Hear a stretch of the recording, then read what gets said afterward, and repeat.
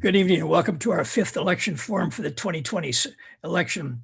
This evening we'll focus on the state treasurer's race and on two high-profile issues in the November 3rd general election. My name is Neil McReynolds, chair of the Election Forums Committee. To help you prepare to vote in the important November election, the Election Forums Committee will present this evening the two finalists for state treasurer, which is a sixth statewide office that we have brought to you this year. That's something we haven't done before. In addition, this evening we have a presentation on the two of the ballot issues on which we will be voting in the November general election. One is a state referendum on sex education in our public schools, and the other is a series of King County charter amendments that will make significant changes in the sheriff's office. We know how important it is to you, our fellow residents, to know what you are voting on in each election. In addition to tonight's ballot issue presentations, we'll be doing two more of the things to help you better understand the 14 other issues on the November ballot. Gene Worthen of our Election Forums Committee prepared a summary of all the ballot issues which you should have received in your cubbies over the weekend. And secondly, at next Monday's final forum of the 2020 election season, we'll orally present two more ballot issues, as well as hosting four candidates for the two contested positions on the state Supreme Court, which is an area of state government that we haven't addressed before in our candidate forums. We hope you'll find the written handout on the ballot issues and the Supreme Court candidates' presentations helpful. We appreciate your feedback. And now for tonight's program. Before introducing the two candidates for state treasurer, let me offer a few words about the role and responsibilities and what this person does. I think the best way to describe that is that the state treasurer is the state CFO, the chief financial officer for all of state government. And some describe the office of the state treasurer as the bank for state government. Well, the treasurer provides banking, financial, and investment needs for state government.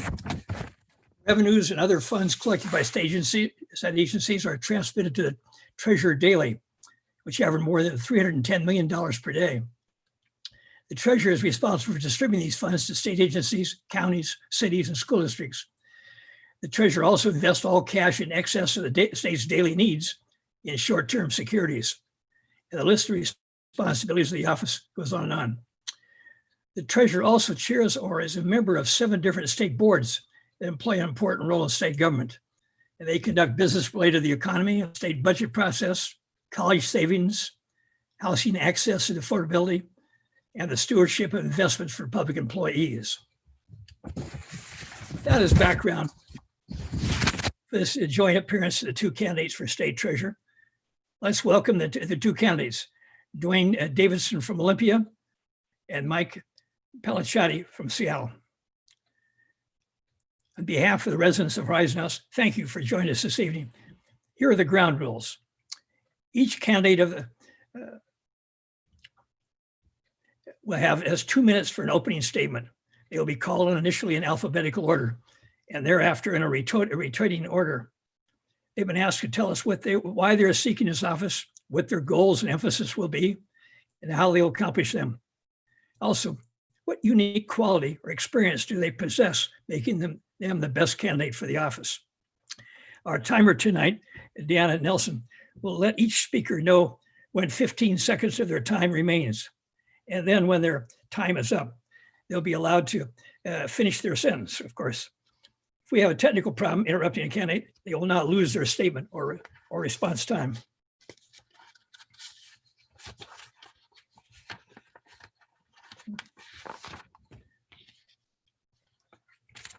Given the first opening statement, it will be Duane Davidson, and we will reverse the order when the candidates give their closing statements. Duane Davidson, a Republican, and the incumbent from Olympia. Okay. And Mike Pellicciotti, a Democrat from Seattle. Federal way. Federal way, okay. Yeah. Okay, Mr. Davidson.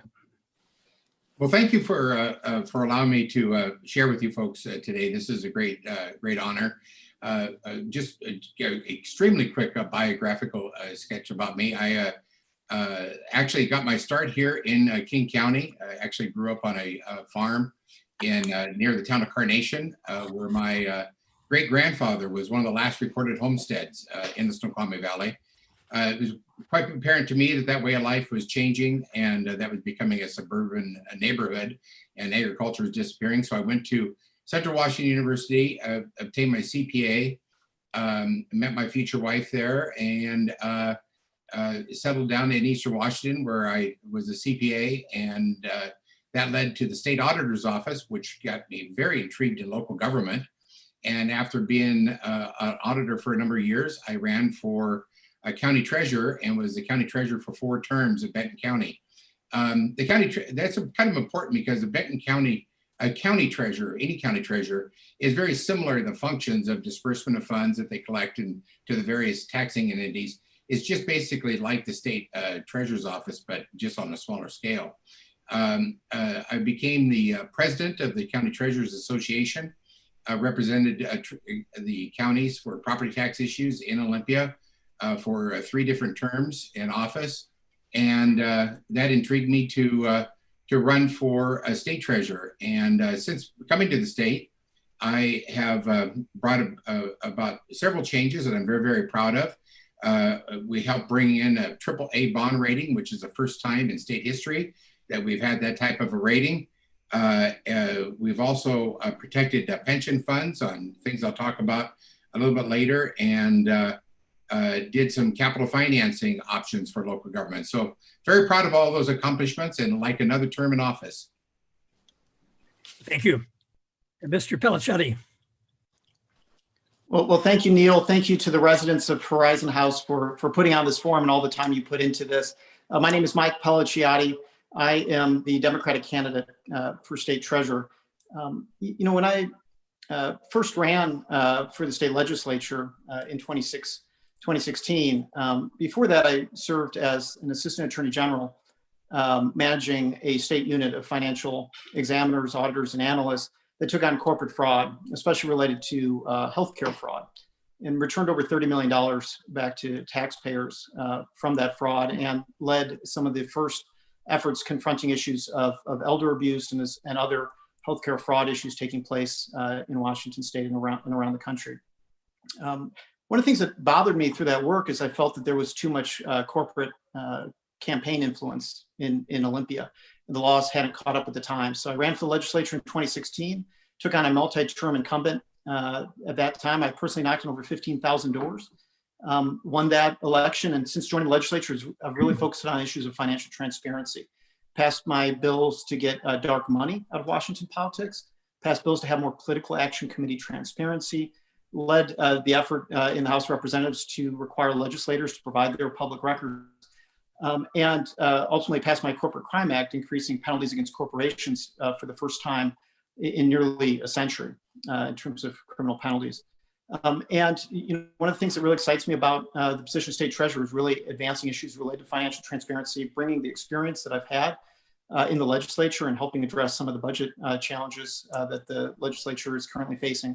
And also ultimately showing up. I mean, so much, as Neil, as you pointed out, so much of the work of this office is leading the policy efforts related to these critical committees that you mentioned that have major effects in people's lives. The current incumbent has only showed up for less than half of those meetings that he's expected to attend, including only 3 of the last 21 state investment board meetings. It's time, and I look forward to talking more about that. Okay, well, thank you. That concludes the opening statements. Well, the next part of our forum seeks answers to questions submitted by Horizon House residents. Each candidate will have 2 minutes to respond to each question and will be called on in a rotating order. This is not a debate, but a forum, so no rebuttals will be allowed. However, a candidate may respond to it in his closing statement if he wishes. So start off with Mr. Pellicciotti will take the first question, and Mr. Davidson the second. Mr. Davidson, be ready to move on to the first question on the second, first answer to the second question. So with that, first question, what special qualifications and/or private experience do you possess that make you the best candidate for the office of treasurer? Mr. Pellicciotti. Thank you. Well, Neil, thank you for that question. I think one of the things that we're realizing more and more is the complicated legal financial issues that are affecting us here in the state, internationally, throughout the nation. We hear about that all the time. And I think it's important to be able to bring those experiences to bear, both in terms of my work in the legislature, in terms of crafting legislation, some of the legislation I've talked about, my background in bringing financial transparency, but also the fact that I have training in the laws with my law degree to address a lot of these kind of complicated issues related to bond counsel, related to the international finance issues, a lot of the issues that are talked about at the State Investment Board. The State Investment Board has discussed, a range of issues and how it affects the people of the state of Washington. And I think bringing all of those experiences to bear, especially during this time of real economic challenge. I don't need to tell anyone who's watching, this is one of the more challenging times in the history of our lifetimes in addressing the economic challenges we're facing. And I look forward to bringing a lot of that experience to bear through my work as state treasurer, especially in promoting issues of financial transparency. I want to make sure we develop more information related to unclaimed property in our state. I also want to make sure that we're doing more to advance transparency in terms of how our dollars are spent. One of the things that's done in Pennsylvania is the creation of a transparency portal, something I want to bring here in Washington. I hear from constituents all the time that they don't know how their money is spent or the benefits that people get who get certain state contracts. That's one of the things that I think we also need to expose is when people get a state contract, we know what contributions have been made to the campaigns of the people making those decisions. And I think if we can put a transparency portal like we have, or like exists in Pennsylvania, that's something we'll be able to do. Again, these experiences related to transparency, issues related to a lot of the background I've talked about in terms of management experience I have on these legal financial issues, I think is really will allow me to address the critical issues we have today. Oh, thank you. And Mr. Davidson? The role of the treasurer is basically safeguarding public assets. And it's not a controller position. It's not even a budget position. It's basically making sure that the taxpayer dollars are safely invested and secure until they're needed by state agencies and local governments. I've got a lot of experience in that. I understand the complex rules and regulations as a CPA that surround the management of those funds. And I totally agree that transparency is one of the things that treasurer can really bring to the office that is important to the voters, because they are interested in how their tax dollars are being held, what they're being held in, and what's happening to the balances at the state. And for that, I have developed several different initiatives in my term in office. I created the Citizen-Centric Report, which is an annual report that basically is a report to the citizens, basically laying out the goals that we have for the coming year and then gauging our performance on those goals each and every year. That's available out there. That's something I did in my entire time as a county treasurer. That's out on the website for people to see. The debt affordability study that takes an in-depth look at the debt structure of Washington State, how we got into the debt position we are in. We are 6th, or some people, depending upon which one you use, 6th or 8th highest debt per capita in the nation. I wanted to shed light on that because a lot of people didn't know about that. So we did the debt affordability study, and then we have a one-page version of that same study called the Debt Digest, and then also a fund directory that basically puts out information to local governments about what kind of programs might be available out there for them to take advantage of. Thank you. Let's move to question number 2. According to the governor, the state is facing a significant shortfall in revenue for the next biennium. What kind of pressures and decisions will the treasurer face? And if elected, how will you deal with them? Mr. Davidson, you get the first answer. Yeah, we're going to be under challenging times. That's very, very true. And one of the things I have been very vocal about is the need of a rainy day fund to be well funded. Some states have a lot better structure about their rainy day fund. They have like a targeted amount, a benchmark about how much should be in that fund. If you take funds out, how long do you have to pay them back? Those type of terms and conditions that we don't really have in this state. And so I think we have to have a lot more structure involved with the rainy day fund, and we should expand the rainy day fund to right now, the rainy day fund is basically for our operating budget, and we should have rainy day funds associated with some of the other significant budgets in Washington State, like our transportation, for instance. That's one of the key areas we can really do to address economic downturns. But regarding this upcoming one this year, their businesses are really suffering. I hear from it as treasurer. I hear about it from small businesses all over the state. They are suffering greatly. And what we got to be really careful about is not establishing any new taxes, tax burden. Just the unemployment rate, because of the fraud that occurred in the unemployment fund, just the unemployment rate will probably go up enough to really hurt some small businesses. So I think keeping the tax burden as low as possible is going to be crucial for us to help small and medium-sized businesses in this coming economic cycle. I think that that's one of the key areas that we really need to focus on, is building up that rainy day fund for the next crisis we have, and being as easy on small businesses as we can, so that they can help bring us out of this coming out of the slump. Well, thank you. And Mr. Pellicciotti? Great, thank you, Neil. Look, I mean, obviously dealing with the budget challenges we're facing is going to be one of the more important jobs of the state treasurer. I mean, you heard earlier that the treasurer did not believe that it's the role of the treasurer to be involved in the budget process. The previous state treasurers were. I mean, they not only were they involved in that, most of those state treasurers we've had over the last 70 years have come out of the state legislature. And in recent years, they've been included in the budget process as it's moved along. The incumbent has hired a contract lobbyist to work with the legislature. And that's just not going to get the job done. You know, the state treasurer should be able to interact and navigate on these issues with the state legislature. I believe the role of the state treasurer is to provide guardrails of the legislature and be a respected voice. I think the power of the state treasurer is in some ways limited to the respect the state legislature has for what the treasurer says. That's really the power of the state legislature, power of the state treasurer. And what I'm going to communicate is what the bond rating agencies have said, which is to use budget tools to rely on a measured drawdown of the rainy day fund, that budget stabilization account, and rely on federal funds.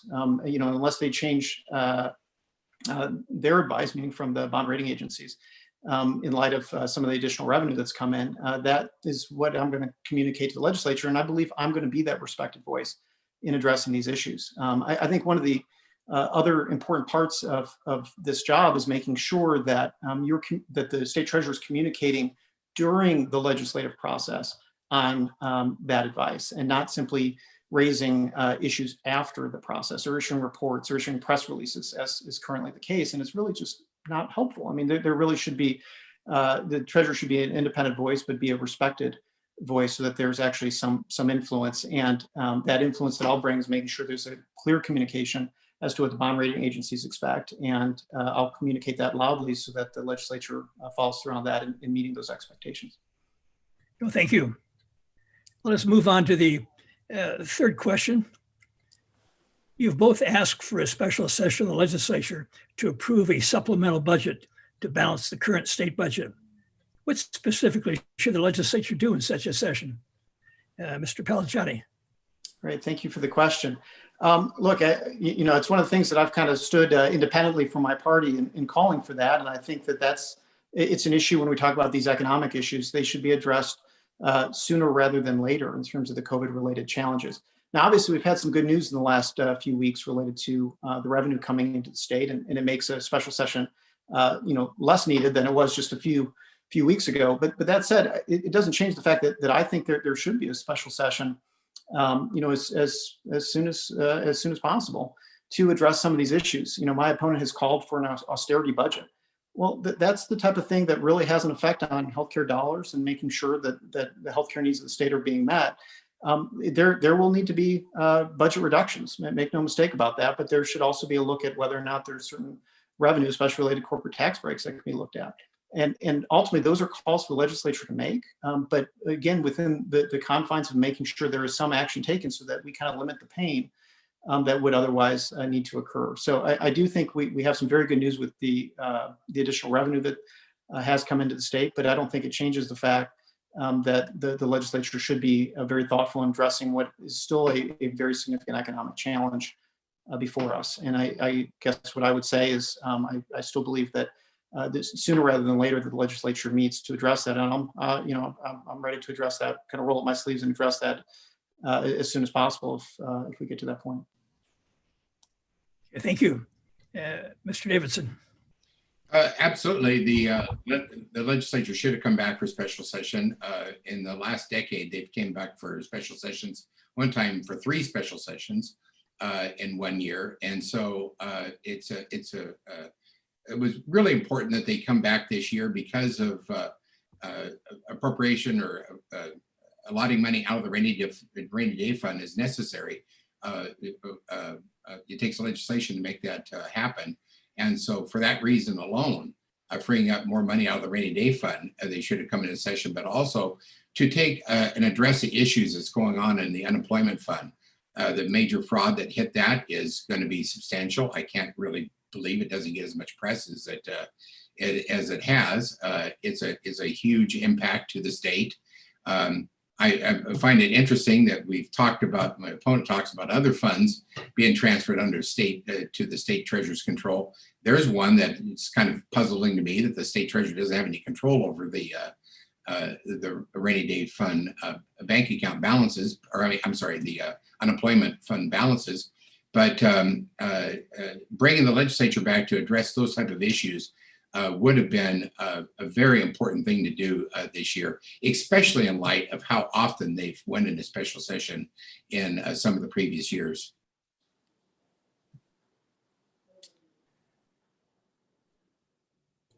Yeah, thank you. You bet. Okay, we'll move on to question number 4.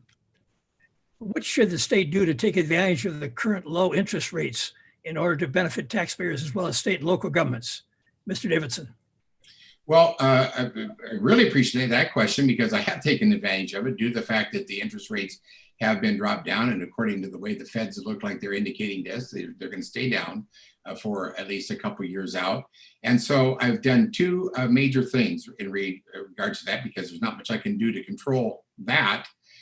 So we have to learn to live with it and take advantage of it.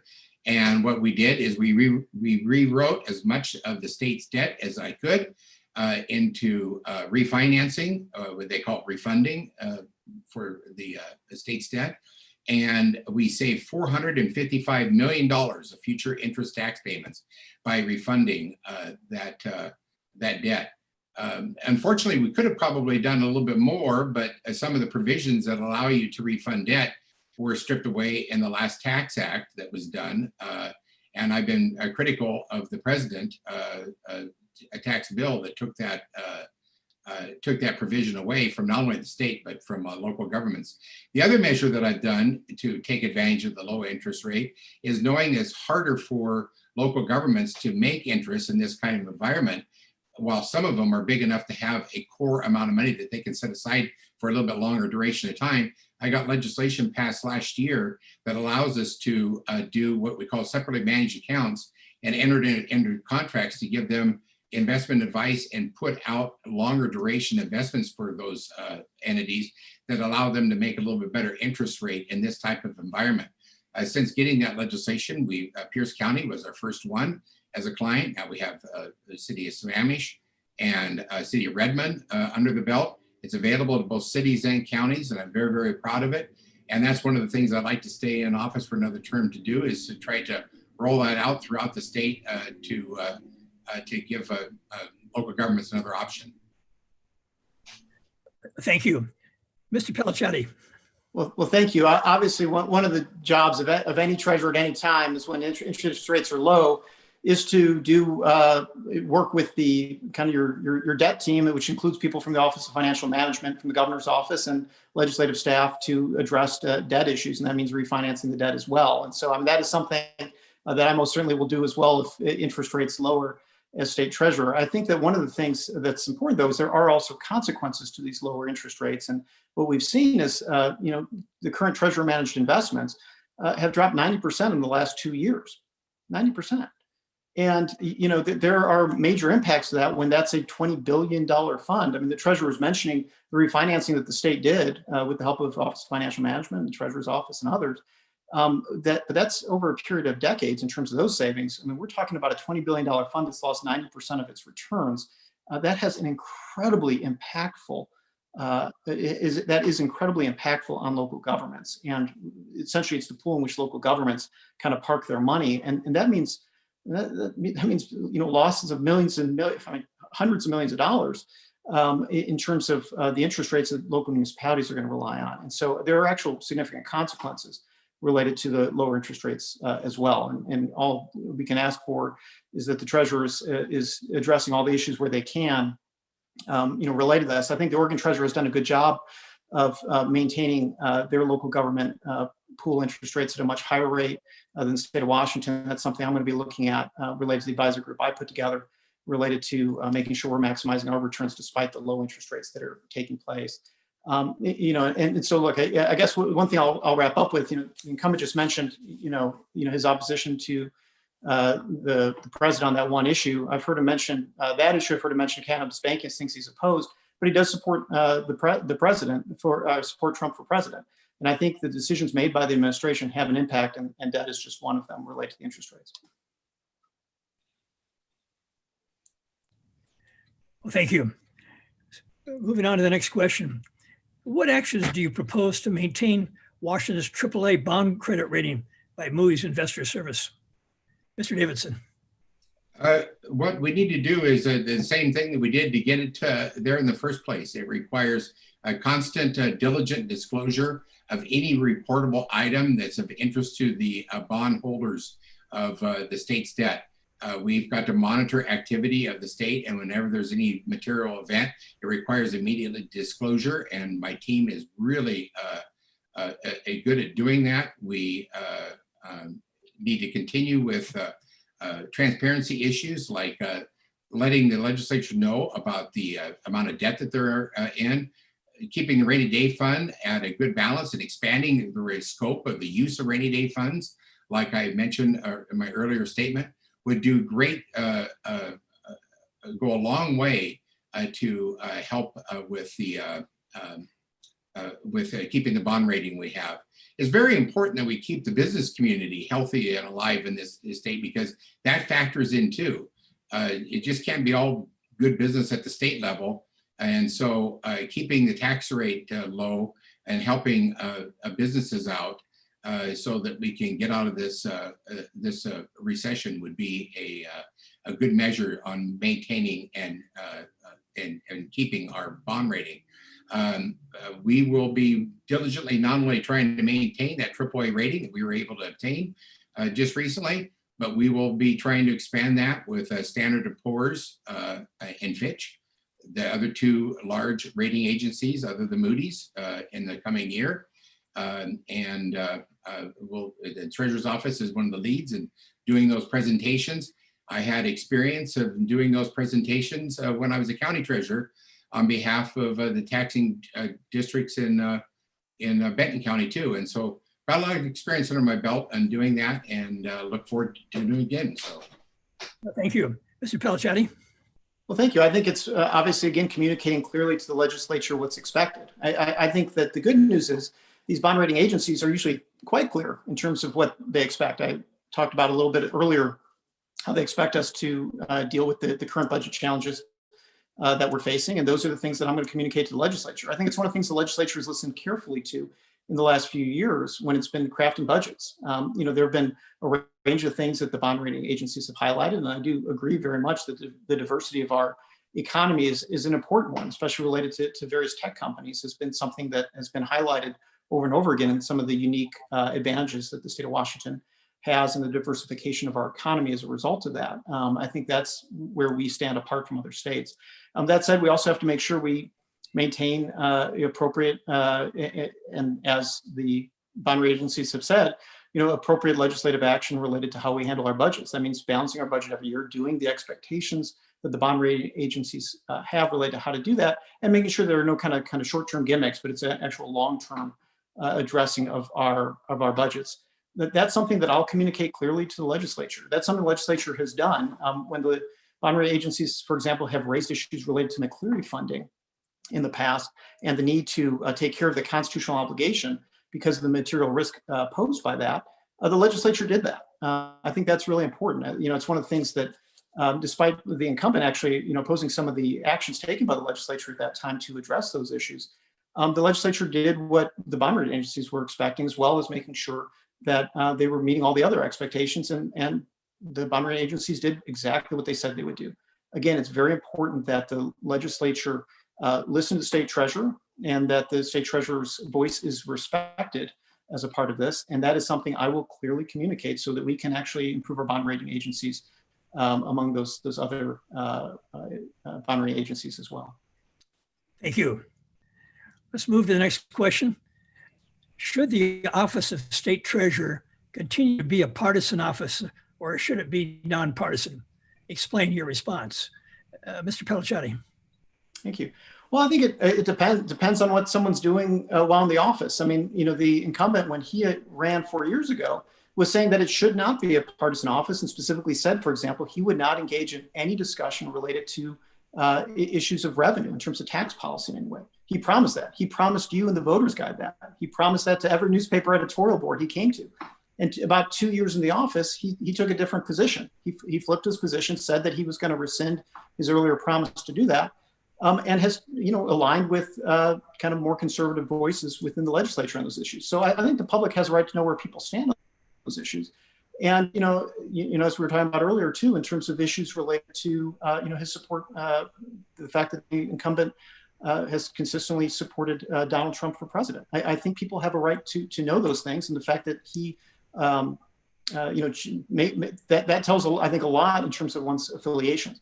And so, on some of these issues, it matters. It matters that that a treasurer, I think, should speak up. For example, when President Trump puts forward policies that affect the ability of certain visas to be used, despite the fact that we and our bond rating agencies identify the importance of that diversified economy and the sales tax revenue that comes from some of those folks who wouldn't otherwise be there. It matters when the state treasurer does not publicly speak up against the fact that the president is threatening to withhold federal funding to our state. All of those things, align with the values of one's party affiliation. And, I do think that voters have a right to know where someone stands related to those issues, because it affects ultimately the policy and the financial standing of our state. And so I think for all those reasons, I do think that, it is very important that voters know the values of the individual person who's elected. And I think right now the best way to do that is through the actual party that one is associated with. Thank you. Mr. Davidson. So if I remember right, because that was mostly just all negative about me, the original question was whether the position should be partisan, right? Correct. Okay, thank you. I have said numerous times that I think that this position should be nonpartisan. I thought that the county treasurer position should be nonpartisan when I was in it. Most of the county positions, I have no idea why the county coroner is a Republican or Democrat, for crying out loud. I mean, what difference is it? And the county treasurer is no different. We run on this partisan label when we run, and we try to get our party support and everything because it is a party position. But as soon as we come into office, then we have to try to act as nonpartisan as we can, so that we have the respect from both sides of the aisle. And that would be so much easier to do if you could just take the politics out of it. It's one of those type of jobs that could be easily done without all this partisan politics in it. There's been several bills that have been introduced. Even one of the former treasurers offered legislation that was killed by the parties to immediately, because they like to keep their control over this position. So I think that the state lands commissioner and superintendent of public instruction, I believe that at one time in the state history, those were partisan positions too, and they were made to be nonpartisan. And I think that this office should be. With all that said, I would like to say that between us two candidates, I'm the one that does have a bipartisan support. Of the 30 county treasurers that have endorsed me, there's a bi-county support with that. And I have other leaders that were Democrats that have supported me and endorsed me. So. Yeah, thank you. Okay, we're going to move on to our last question. The treasurer is a member of several state boards that could play an important role in the state's economic recovery efforts over the next several years. What are those boards and what could they do to stimulate the economy? Mr. Davidson first. Well, there's several. There's numerous boards, but the ones that come to mind first is housing finance. They are responsible for providing, low income housing throughout the state.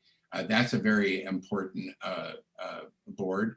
The GET committee, of course, with guaranteed tuition, that keeps our colleges healthy by providing those type of tuition funds to taxpayers. And the State Investment Board makes all sorts of investments for our pension reserves, and that's important. So the role of the treasurer in all these various things can have some bearing into the health of the economy. But for the most part, we are basically a treasurer of funds. That our main job is to make sure that funds are kept safe and secure.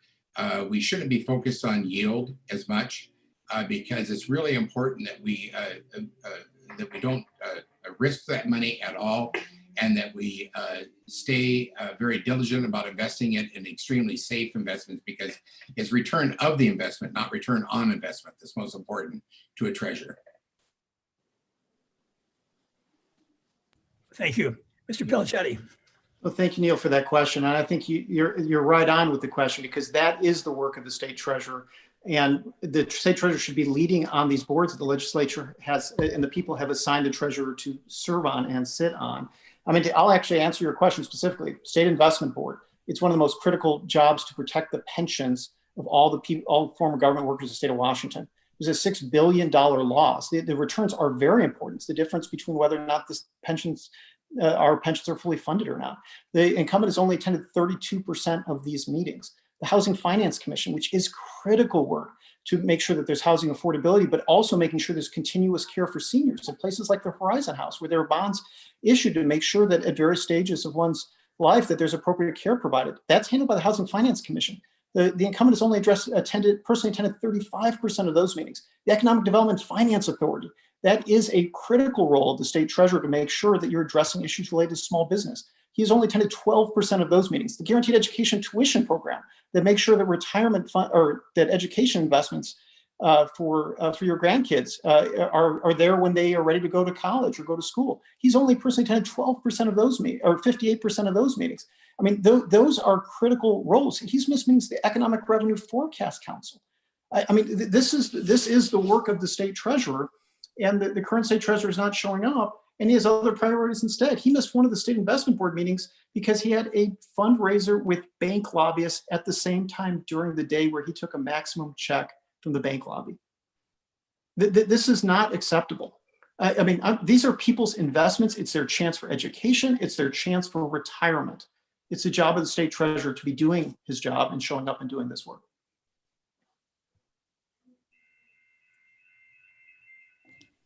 Okay, thank you, gentlemen. That ends our question period. We'll now ask each candidate to make a 2-minute closing statement in reverse order from the opening statement. Mr. Pellicciotti, you get first. Great. Well, thank you again, Neil, and thank you to the residents of Horizon House for putting on this forum. I think this is, a great opportunity to address issues not just related to this race, but other races. I was just finishing up, and I think I'll close with this. Now more than ever during this economic crisis, it's important that we have people, the government is showing up, and that you have an expectation that the elected officials you represent are showing up. This is a time right now when we need all hands on deck to address these issues. And right now, the incumbent for most of these meetings has been sending various staff within his office, despite the fact on the State Investment Board, for example, that the immediate past state treasurer, Jim McIntyre, hardly ever missed a meeting of the State Investment Board. He chaired the board. It was so important. This invests over $100 billion. It's a core function of the work of the office. The predecessor to him, State Treasurer Mike Murphy, rescinded his endorsement of the incumbent just about a week and a half ago, based on the hoard attendance of the incumbent related to this core work. This is the work, these are the expectations that you should have, that your state treasurer is showing up, doing the work of the office, and making sure that the priorities are always in what the investment interests are. It's not that he has other priorities at these same times. You mentioned the Housing Finance Commission, for example. Instead of attending some of those meetings, he was getting a haircut while that meeting was going on. He missed that meeting. Sometimes he didn't show up to that meeting at all, and there was not a quorum for that meeting. And there wasn't housing for the Tuck Willis Senior Village Center was not able to be provided at that meeting because there wasn't a quorum. I mean, these things have impacts. I mean, you know, he was attending the state fair during one of these meetings. He was he was giving Republican speeches. This is an important time to make sure that folks are showing up, doing the work that's expected. You identified, Neil, at the outset what the job of the state treasurer is. I'm going to make sure I do that every day on your behalf and make sure I'm fighting for the working families and retirees at all times. Yeah, thank you, Mr. Davidson. Yeah, so now I'd like to just address all this, that there's so much untrue statements being said by my opponent here, because he keeps representing like I'm personally should have been there in attendance, and totally avoiding the fact that there has been staff members, he said various staff, very demeaning of the people that are serving on these various boards. I have people permanently assigned to 3 of the boards. And let me tell you about these. To the GET committee, I have a single mom with 2 kids that it runs my financial education module, financial education department in the treasurer's office. To the state investment board, we have an individual that was my chief deputy in Benton County that started an investment pool in Benton County, has extreme knowledge of what they do there. And in the state debt, I employed a person to manage our state's debt that is nationally recognized as an expert. And that person brings such value to these offices. I still oversee what they do. I still get reports before and after every meeting. The buck still stops with me, but I have appointed people and basically lifted the talent pool up into those positions far greater. And I believe in teamwork, and I believe in the synergy that's involved when you bring these people together like this. And I make no apologies to what I've done. When he says the treasurer is not represented, by deputizing someone to be there, the treasurer is represented. They have full capacity to work on my behalf when they're there. And I think that they're doing a tremendous job. And I think that the fact that I've appointed 2 women into those leadership roles ought to be very significant. There's just not another old white guy showing up, but I have to add diversity to these boards, and they should be commended in the job that they've done. Well, thank you, Duane Davidson and Mike Pellicciotti, for participating in tonight's forum. I think it's been informative. You've been responsive to our questions, and we do appreciate that. It's very helpful information to our residents. So with that, that ends the first half of our forum this evening. We'll move on, and we're happy to thank you for joining us, Mr. Davidson and Mr. Pellicciotti. If you'd like to leave, it'd be fine. And our pastor would like to continue with us. That's fine too. So it's up to you. Okay, so we'll move into the second part of tonight's forum. We'll focus on 2 ballot issues that we will be voting on November 3rd. The Election Forums Committee will do presentations on 4 of the issues, 2 tonight and 2 at next Monday's forum. In addition, the committee prepared a written summary of all the other ballot issues, which is placed in your copy last weekend.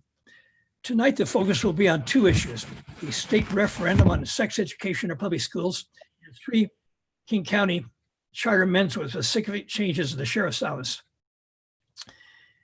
The presentations will be by 2 of our residents who are members of our Election Forums Committee.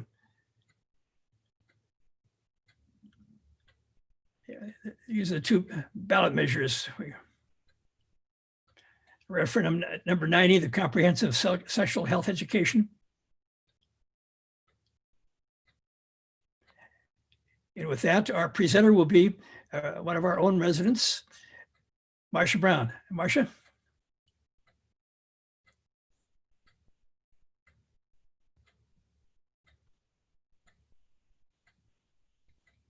Marcia, you have to unmute. All right, here we go. All right, I'm Marcia Brown, and I'm going to talk about Referendum 90. Referendum 90 has been brought to the voter because the legislature passed in gross substitute Senate Bill 5395 concerning comprehensive sexual health education. Now, this bill would require school districts to adopt or develop consistent with state standards, comprehensive age-appropriate sexual health education, as defined for all students, and excuse students if their parents request. Now, that's the wording that you will see on the ballot, and you'll either vote to approve this constitutional amendment or to reject it. I'll give you a little background of what law is present right now on the books for sexual health education. School districts may choose to provide or not to provide sexual health education. Parents or legal guardians may have their children excused from any planned instruction in sexual health education. If the school district offers sexual health education, it must be medically and scientifically appropriate and accurate. It must also be age appropriate and appropriate for students of any gender, race, disability status, or sexual orientation. It must include information about abstinence and other methods of preventing pregnancy and sexually transmitted diseases. It cannot consist only of information about abstinence. A school may choose to provide comprehensive sexual health education using separate outside speakers or a prepared curriculum. Sexual health education must be consistent with the guidelines developed by the State Department of Health and the Office of the Superintendent of Public Instruction. And it must make those guidelines available on their website. They have several different curricula to fulfill those guidelines, and the school district can choose between them or make their own guidelines and make their, not their own guidelines, but their own curriculum, so long as it goes along with the guidelines of the state.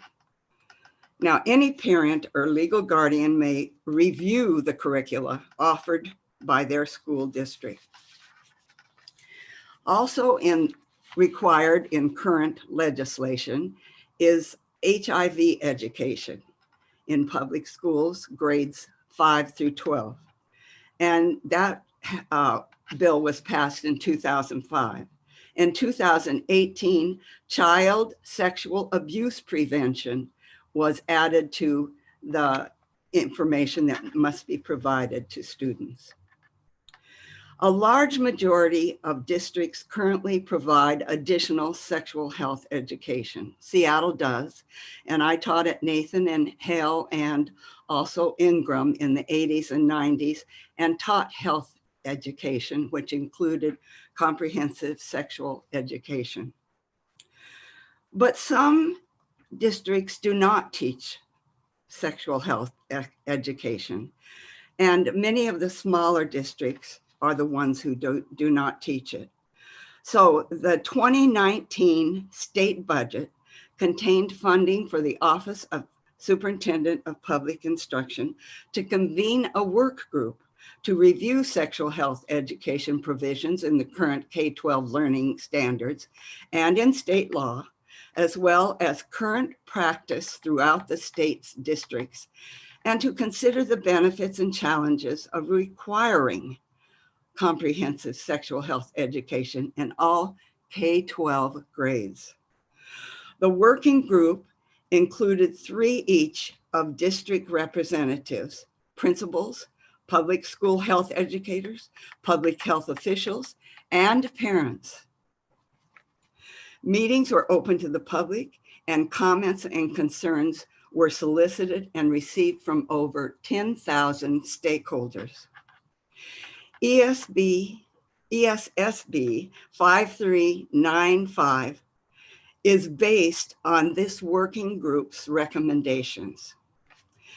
It was introduced and passed by the legislature along party lines, with one Democrat going over to the Republican side and rejecting the bill.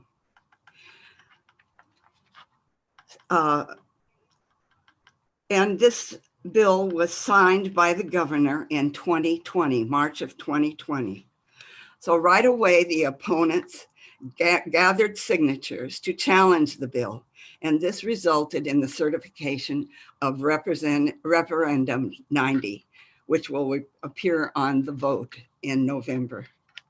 A vote to reject ESSB 5395 will repeal this legislation, and a vote to approve it will allow it to become law.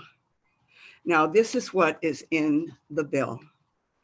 This is in the proposed referendum, which is the same as the bill 5395. Every public school will be required to provide compensatory, comprehensive, age-appropriate, medically and scientifically accurate sexual health education, inclusive of all students, by the 2022-23 school year. For grades 6 through 12, that instruction will begin in 2021 and 2022 school year and be required at least twice per year. For grades K through 5, instruction will begin in 2022-23 school year and be required at least once per grade. For grades K through 3, the curriculum must be instruction in social emotional learning. There is no sexuality content. For grades 4 through 12, the curriculum would include age-appropriate instruction in human, physiologic, psychologic, and sociologic development, communication skills to develop healthy, non-coercive relationships, including the understanding of affirmative consent and bystander training. It will also include healthcare and resources to prevent unintended pregnancy and sexually transmitted diseases, to include, but not to be limited to, abstinence. The Office of the Superintendent for Public Instruction will maintain on its website multiple curricula that adhere to the health education learning standards and the 2025 guidelines for sexual health, and also the 2018 guidelines. Districts may choose these curricula or develop their own, but they must be consistent with the state guidelines. Curriculum must be made available to parents before instruction, and parents may have their child excused from instruction with written requests. Now, the arguments for the comprehensive sexual health education program are: the proponents believe that quality sexual health education reduces risky behavior that results in unintended pregnancies and sexually transmitted infections. They argue that young people need information to help them understand how to respect personal boundaries and the importance of affirmative consent before sexual activity. They also think that young children need language and knowledge about inappropriate behavior to communicate with trusted adults about such behavior. They point out that the bill's language denies any legislative intent to mix sexual health education into other unrelated curricula.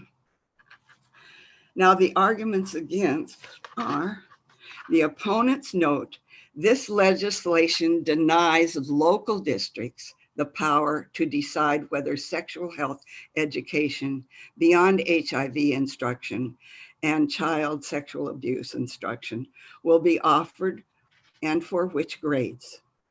Opponents believe that extreme curricula and graphic sexual health education will be mandated in elementary schools. They remain concerned that sexual health education could be mixed into the other unrelated curriculum. All right, now I want to just talk a little bit about the League of Women Voter program on pro and con issues on this. There were two speakers for the initiative. One of them had been on the working group. She was a Mexican-American mother. And the other was a young woman, mother of one, who was getting her graduate degree in sexual health education. The other two people were part of the Parents for Safe Schools, and they were opposed to the amendment. But the League of Women Voters ran this meeting so well that you got the opinions of both sides thoroughly and amicably in this debate. It was wonderful to behold.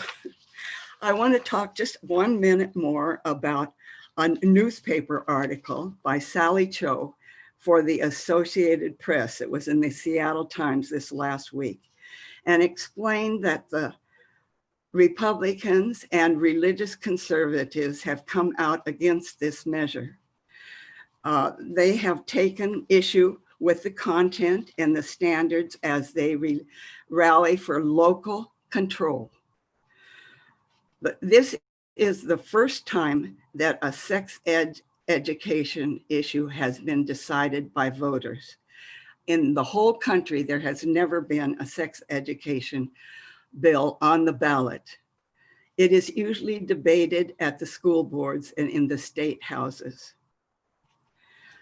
Also, the Parents for Safe Schools, which is supported by the Republican National Committee, Washington National Committee, collected 264,000 signatures, twice the number they needed for this referendum. So it's a very hot button issue. And I mentioned before that the vote was a party line vote. So the Republicans had decided that this is an issue that is political more than representing an issue for safety of our children.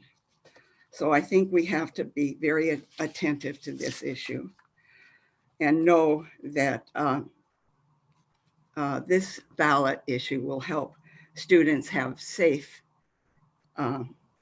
and healthy futures. All right, thank you. Thank you, Marcia Brown. Good job. Thank you. Okay, moving on. The second ballot issue presentation tonight will be on the King County Charter amendments that deal with the Sheriff's Office. Here we go. This is what we're talking about, making there's several different propositions here, which our presenter tonight will be another resident, a member of our committee, is Ned Lange. And so with Ned, you're on. Thank you, Neil. There are 7 proposed amendments to the King County Charter on the ballot. The King County Charter is essentially the county's constitution, but it's for the county. The King County Charter was adopted in 1968, became effective in 1970. The charter requires a charter review commission to review the charter and recommend changes every 10 years. The commission is an independent body appointed by the county executive and confirmed by the county council. The revision commission this year was chaired by former county executive Ron Sims. All but one of the proposed charter amendments were recommended by the commission and approved by the county council. The other was originated in the county council, and I will get to that later. I will deal with only 3 of the proposed charter amendments. The others are discussed in the handout that was put in your mailbox, cubby, and I urge you to review it as well as the voters pamphlet for information on those charter amendments. The 3 amendments I will discuss relate to the sheriff's office. Charter Amendment number 4 adds to the King County Charter the grant of subpoena power to the Office of Law Enforcement Oversight. The Office of Law Enforcement Oversight reviews citizens' complaints against law enforcement officers of the county, i.e. the sheriff's office. The grant of the subpoena power and also assurance to witnesses of the right of counsel exists now in the county code, but the King County Police Officers Guild has successfully pushed for the power to be subject to the collective bargaining agreement, and it has been limited. Approving this amendment will not affect that bargaining agreement provision, but it would send a message on what the voting majority position is on the power, and it could not be changed by the council. On a future bargaining session, the bargaining for the county with the union, as well as an arbitrator, if necessary, they come to a deadlock, will certainly know how the public feels about this power of subpoenaing. Law enforcement oversight and review is certainly currently a hot topic. This power will assure more access to documents and witnesses when reviewing the citizens' complaints against the sheriff's offices. And it will also assure more thorough review and investigation and greater transparency. No statement of opposition was filed for the voters pamphlet on this issue, although the sheriff and the officers union did oppose it before the council as it being unnecessary. The council passed the proposal by an 8-1 vote. The next charter amendment, number 5, would change the position of the sheriff from an elective office to one appointed by the county executive and confirmed by the council. Historically, sheriffs have been elected county officers, and they are in all the other counties of the state. However, when King County adopted its charter 50 years ago, it provided for the sheriff to be an appointed office. And it was until 1996, when a charter amendment changed it back to being elected. This would revert back to being an appointed officer. Proponents argue it would allow a more merit recruitment on a national basis instead of in-house only candidates for election. It would permit immediate removal of a sheriff for non-performance or inappropriate conduct, thus increasing accountability. Opponents assert that making it an appointment will make the office subject to the politics of the council instead of being independent. They assert there is no greater accountability than for the sheriff to be elected by the people they serve. The sheriff's primary duty is law enforcement in the unincorporated areas of King County, and it does serve as the police department for 12 cities in the county by contract with those. In 1996, when it became elective, 26% of the population of King County was in unincorporated areas. Today, 11% of the population is in the unincorporated areas. Another 14% of the population live in the contract cities. So thus the sheriff serves as the police chief, if you will, to 25% of the population of the county, but is elected by 100% of the population. 75% of the people and the voters are not served by him whatsoever. Historically, chiefs of police are appointed by executives and confirmed by counties. Councils. 7 of the 9 districts for councilmen in King County include unincorporated areas, presumably making those councilmen sensitive and accountable to their voters with respect to their ratifications of appointments by the county executives. Proponents also point out that the elections do divide the sheriff's department between incumbents and challengers, risking morale problems and potential for favoritism and for retaliation.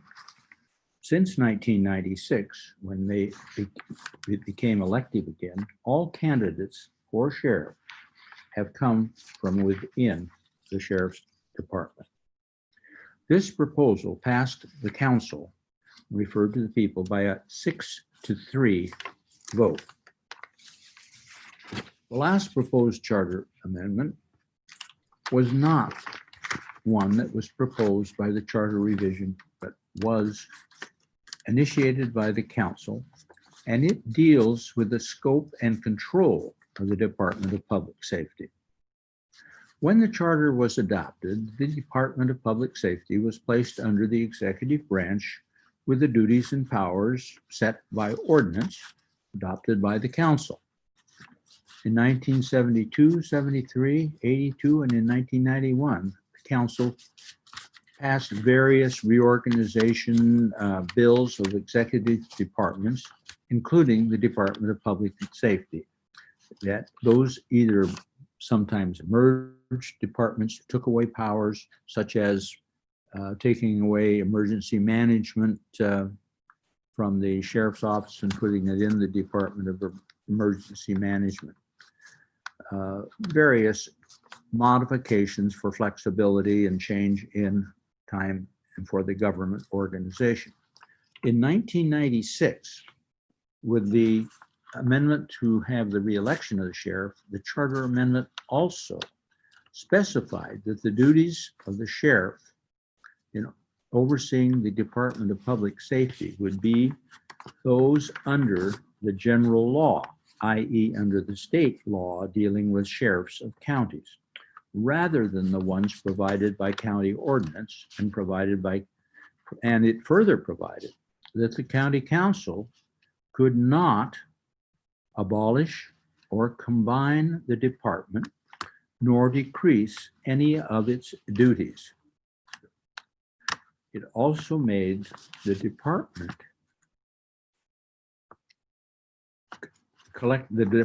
collective bargaining a function of the department itself, not a part of the general bargaining as with all other county employees under the supervision and direction of the county executive.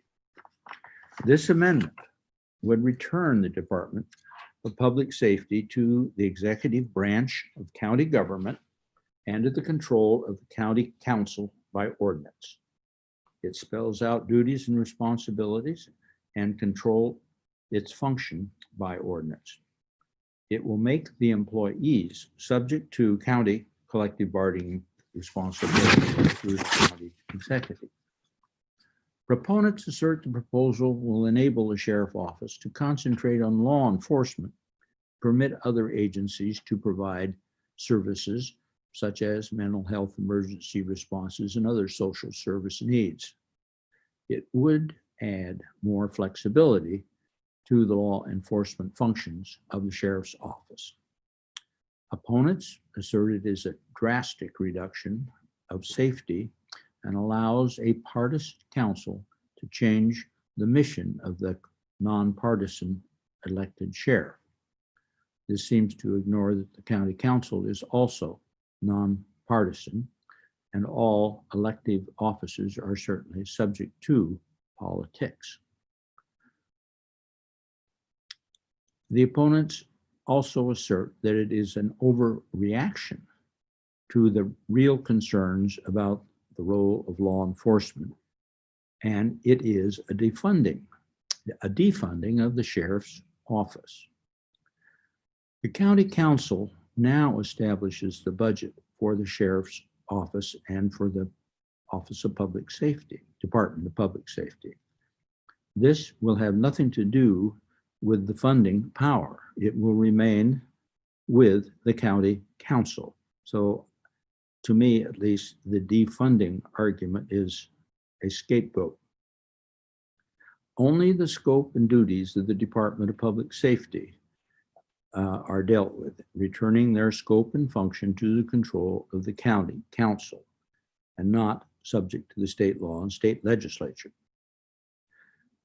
This is clearly a county council response to recent protests and concerns over law enforcement and its flexibility and maybe its need for substantial review and reform.